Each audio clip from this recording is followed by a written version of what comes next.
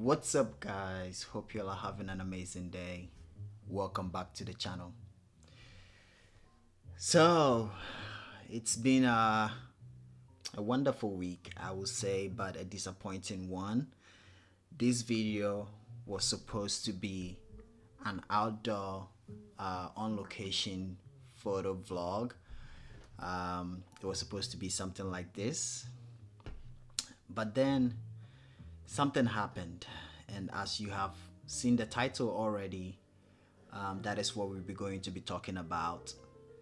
So, the whole of last week and probably like 2 weeks ago, I have been wanting to make photos, but I haven't been really motivated to go out. Like as a then, I had not been motivated to go out to do anything, to create anything. So my friend Dave reached out to me and let me know he was coming into Columbus and that if I would want to hang out and take some photos. And obviously, I jumped on and I said yes. So I was super excited about this, even though I had no idea what location we were going to go or where we were going to go to make those photos or even what to photograph. So initially, I had in mind, I have bought a white cloth that I was going to take with me, and hopefully, I will find people outside, random people, and ask to take their portrait and hang the white cloth somewhere just to take their portrait in front of it, just in case the location that I'll be taking the portrait isn't that great or like have too much going on. But I forgot the white cloth at home, so that didn't happen.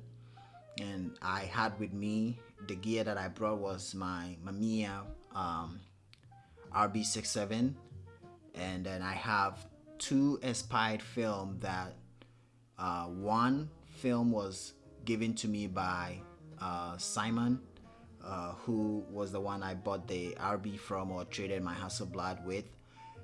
He sent me together with the camera a Kodak Pro 160, which I've been told it's an older version of Portra 160. I know there is the Portra 160 VC and NC. Correct me in the comments if I'm wrong on the names, but this wasn't any of that. This was just Kodak Pro 160, which was expired in 2010. And then I also had two Ektachrome 100 that was expired in 2006. So what happened was I decided to shoot the Ektachrome first because there was enough light for me to shoot the Ektachrome at 50 that I rated it at, and decided to shoot later when I'm done with the 160 to shoot the Kodak Pro 100. Excuse me, the Ektachrome was 100 and then the Kodak Pro was 160. So I decided to shoot the Ektachrome first and then later shoot the Pro 160. There were some interesting scenes that I was very happy to stumble upon to photograph. Looking back at it, I'm like, I wish these photos, I wish I could see them. But anyway, I finished the Ektachrome, loaded my Pro 160, and then rated that at 100. And those photos, 6 out of the 9 photos that I get with my 6.8 back turned out. 3 of them, unfortunately and surprisingly, had some light streaks in them that I still cannot tell where they came from. Like, if it had been on the whole row, I would have said maybe I did something wrong, or even when I was editing it, I did something wrong. But that is not what happened. It happened in the last 2 frames and in the middle, a frame in the middle. So that left me thinking, was it exposed in any way? What did the motorized back, it left me with a whole lot of questions. So anyway, I was glad that turned out, because the Ectochrome, I was live on my Instagram whilst I was doing it, and the people that were online knew, or if you're watching this and you were there with me, you seen what happened. My temperature, I was having trouble with getting the right temperatures and stuff, but that is how I've been developing almost all of my color films, so I wasn't expecting it to be this bad. But after developing the film and taking it out, guys, this is what we got. Like, looking at it right now, I don't know if the camera will be able to pick it, but looking at it right now, I can see the photos, like right here. I can see the photos in here, but it's so faint that even when I try to scan, which I will show you just two frames that I try to scan, this is how it looks. Like literally nothing. And so it's either, there's so many things, so many factors that I was thinking maybe went wrong. One, either the film wasn't stored properly. Two, either I did something in camera. Or three, either I didn't develop it well. Or maybe the fourth one, maybe because the chemicals that I use in developing it, because I've had it sitting there for months, like probably like 3 to 4 months, that I mixed it and developed first 3 rows, and after that I've not developed any other film until these ones.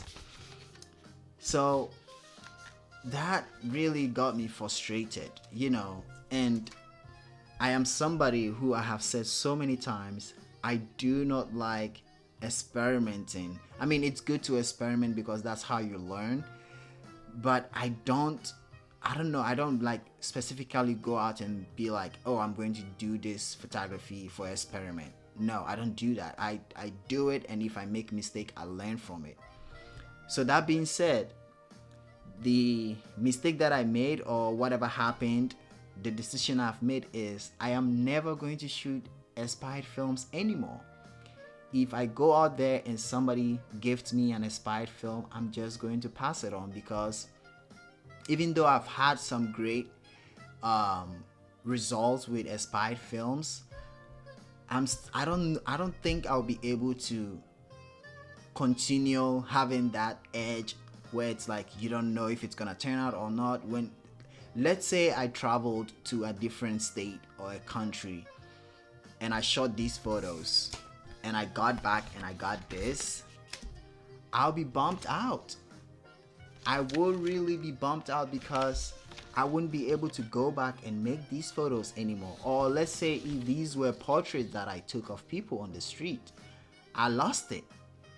So this whole video is just to let you guys know and show these results and say it is a risk shooting expired films, especially if you are not the person that bought the fresh roll that got expired when it was given to you, or you bought it somewhere that you don't know how it was stored. So I think moving forward, unless maybe I personally will have rolls of film that ends up being expired, which I know I keep all my films in the fridge. The place that I buy my films from, which is Midwest Photo Exchange, which is a local shop here, they always have them in the fridge. That I will shoot. But if it is a roll that was gifted to me by somebody that I don't know how they were stored or how the film is going to behave, I'm not going to shoot it anymore. This is my 4th time shooting slide film. The first time I ever shot a 35 slide film, I wasn't that impressed with the results. I think I made a video about it. And the second one, it was good. The third one was good. It was okay. I had a huge color cast that I had to correct, which I came to realize it's very hard color correcting slide film. And so, luckily for me, these photos were taken here in Columbus, downtown, at a short note. So I'm definitely going to keep not this, but the video that I took out there. So it will tell me exactly where I was and what composition I set to, and retake all of this on Portra 400 if I have the time and the weather is fine. But yeah, until then, I am so done shooting expired films. If you had ever thought of maybe gifting me a spy film or anything like that, I would say give it to somebody else that will appreciate it. If not, if I ever get any more spy films, maybe I might not be able to turn it away, because maybe the person might be wanting to just get rid of them. So I'll just take it and also like give it out to somebody who I know will use it. Now I still have one more row of Ectochrome, and I don't know what to do. I will either give it to somebody or just, I don't know. I'm probably gonna give it to somebody. So that's the results. That's what I got. That is what all this video is about. I will show you guys the photos that I got on the Pro 100. Those ones turned out really great, especially the ones that turned out. Unfortunately, my phone was dying, so I wasn't able to do the behind the scenes. But we shot the whole day, almost from 11 a.m. Till like 7 p.m. And around 7 p.m. there was a protest going on here in downtown Columbus that I ended up like hanging around a little bit. I still had my Konica with Portra, excuse me, with Kodak Tri-X 400 loaded in it, and I took a few photos. I've not developed that yet, which it's gonna be exciting because I have now officially switched from D76 to HC110. Probably going to wait on my friend Dave to have some time so he can help me mix the chemicals and stuff, because I am not used to it and I don't want to make any more mistakes. So there are some other photos that I've taken within the week and stuff. I'll show you guys at the end of the video. I hope you enjoyed this. I hope you learned something from it. If you still want to shoot some slide film, hey, go ahead and shoot it. But as for me, I am done shooting some slide film. I'll catch you guys in the next one. But until then, go hit the street, be safe, stay away from expired films, create some beautiful photos and share with us all. And you don't forget, always create to inspire. See you guys in the next video.